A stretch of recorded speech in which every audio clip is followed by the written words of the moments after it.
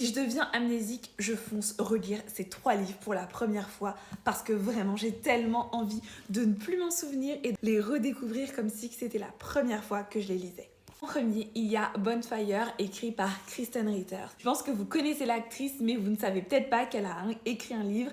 Et ben, elle a écrit un thriller que j'ai adoré. Je l'ai dévoré, c'était incroyable. J'aime déjà beaucoup cette actrice, mais alors j'étais tellement contente de pouvoir lire un de ses romans. Ça m'a rempli de joie. Suivre l'histoire de Addie Williams qui va retourner dans l'Indiana, à Barnes exactement, et elle va enquêter sur le plus grand employeur de sa ville. Elle est persuadée que cette société est responsable de plusieurs problèmes de santé des habitants. C'était juste génial, j'ai adoré chaque passage de livre et je suis tellement contente de l'avoir lu. Ensuite, évidemment, ma saga préférée de tous les temps, mon livre préféré de tous les temps, Hunger Games. J'aimerais tellement pouvoir oublier toute cette saga. Je veux tout oublier et je veux recommencer. J'ai beau les lire, les relire, re-regarder les films, ça n'a jamais la même saveur que lorsque je l'ai découvert. C'est tellement une saga incroyable et voilà, si vous ne l'avez pas lu, franchement foncez parce qu'elle est incroyable.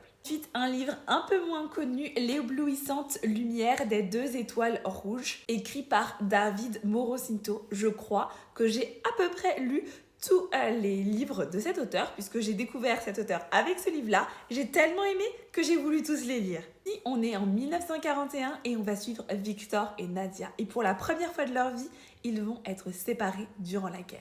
Victor va essayer de tout tenter durant la guerre pour retrouver sa sœur Nadia. Des carnets et donc on va suivre les 2 points de vue des personnages de Victor et Nadia et à travers leurs carnets et ce qu'ils sont en train de vivre. C'est vraiment trop bien, j'ai adoré.